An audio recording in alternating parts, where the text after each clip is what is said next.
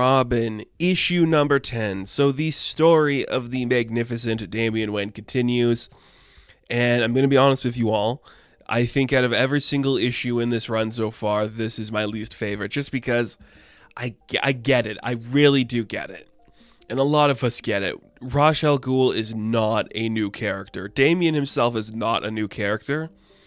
Exploring the Lazarus Pit and like the demon cult and all that come with it, it's a new-ish concept to really like dive into that, but it's not super interesting. I guess that's the key. It's not interesting. I think making all of that interconnected in some way just kind of takes the piss out of things, where it starts being, too much information to make it worth a damn. That could just be my feeling. I don't know. Maybe other people feel differently. So, the end of the last issue, Damian kind of went back in time. We learn here that he didn't, and he goes to see his great-grandmother, and she's this older woman praying to the statue of the demon, and she's just like, oh, this is all great, look at this magic, the world's fantastic, I love it here, everything's cool. Then her son walks in, Ra's al Ghul, he's looking a lot like Namor here. He's like, Mom, you gotta stop talking about the demon stuff, and we'll focus on the actual medicines of the world that can heal people. And you just see, this is like the moment that his mother actually dies, and this is what leads him to study the Lazarus Pit and everything that comes with it. And you see that moment, and as it's happening, we learn that this is actually not the past, and Damian did not go back in time to see his grandmother, or his great-grandmother and his grandfather have this interaction. It's just a memory that Mother Soul's playing on him, so she kind of attacks him, and it's okay. We see in the real world that his brain's interconnected to Mother Soul, so nobody can wake him up. And then the rest of the book is, I guess you could say, a retelling of what led Ra's al Ghul to study the pit, to study Lazarus and all that stuff.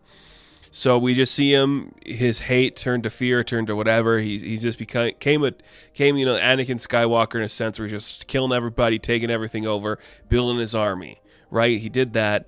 He becomes Ra's al Ghul, who he is now. He finally understands the Lazarus Pit. He chose the name the Demon's Head because his mother loves this shit. Tosses his mother's corpse into there. She's resurrected. They work together for a bit, but she's like, I was always right. Inside the pit lives the demon. And that kind of divides their understanding of Lazarus. So she creates the League of Lazarus. He creates the League of Shadows and the League of Assassins. And it's just like a divide in their family. They kind of go to war for a bit. It's pretty boring, and at the end of the day, the League of Lazarus is kind of defeated. Ra's can't kill his mom, so he uses these different powers to kind of trap her on this island, so she'll forever be connected to the demon, and it'd be the one at bay to hold the demon back. Yeah, that's a lot, and it's not that interesting. We know this story, and we've seen it a bunch of times. I think over-explaining the Lazarus Pit and be like, oh, it's connected to this magical demon and he gives it its powers, and you become like a slave to him and all that stuff. Shut up. That's not cool. It's cool when it's like, we're fighting in a tournament to find the champion who is going to keep the demon at bay. What's not cool is trying to make this make sense. We're trying to over-explain every detail where it's like, it's just so much, and it's just not that interesting so much, where it's like, this could be special. It just kind of sucks. So Damian was supposed to win, and he was supposed to inherit the mantle, and he was supposed to attack the demon, and basically it's kind of weird. There's a part of the demon imprinted onto Damian where he's connected to it. It's inside his head, and we see a panel where I guess Damian's gonna turn into a big bat and fight the demon. That's kind of what it's implying here. It's weird, and I don't think it makes any sense to what actually is being said in the story, but okay, maybe Damian will do that, maybe he won't. Damian's so capable, though, because of who his daddy is. He is able to mind whammy his great-grandmother and take control of his body again, and they snap back into reality, And she's like, you stupid kid. You have no idea what you're capable of. It's in your blood to be the right person. I would do anything for my son. I'm great at this. Can you say the same about your mother or your father? Do you think they love you enough to put you on the right path to do the right thing? You stupid kid. You stubborn idiot. And as that's happening, you see, enough of your lies, mother. I should have killed you when I had the chance. And in bursts Ra's al Ghul to fight his mommy. And, yeah, okay, cool. I get it. I do get it. There is something to be said about exploring the Ra's al Ghul legacy and, like the demons and the Lazarus. I get it, but I really don't think this issue was necessary. I think we could have kept all the bullshit of the history out of this book, streamlined it a little bit where we just see that she is manipulating Damian inside his head, trying to tell him he has power.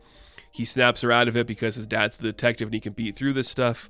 And then Ra's comes in to attack her. I don't think we need all the extraneous bullshit that comes with it, just because it just doesn't help the book sound more interesting. That being said, the book has some great artwork, great coloring. Damian's costume still looks really interesting, and it's an actual story to do with Damian. And I know some people don't like the character. I've become indifferent to him at this point. He is getting to do actual things, which I think is important for him. But overall, if this is the direction of the rest of the book, I will continue to read it and review it. I'm just going to say there have been better things done with the character. Not many, but if you just want to write about Ra's al Ghul, then I think you have the power now, Williamson, to write about it. And maybe that's what Shadow War is going to be. Whatever. It's okay. It's really just an okay read. And I think a lot of it is extraneous and not necessary, but there you go. There's the history of the Lazarus demon. So if anybody wanted that, you got it in this book. There's something to hold on to, I guess. It's that. So, Robin, issue number 10, I'm going to give a 5 out of 10. Now, thank you guys for watching this review. Be sure to like and subscribe to the channel. As always, you can check me out on Instagram, TikTok, and Twitter, and I will catch you in the next one. Have fun, stay safe, good luck.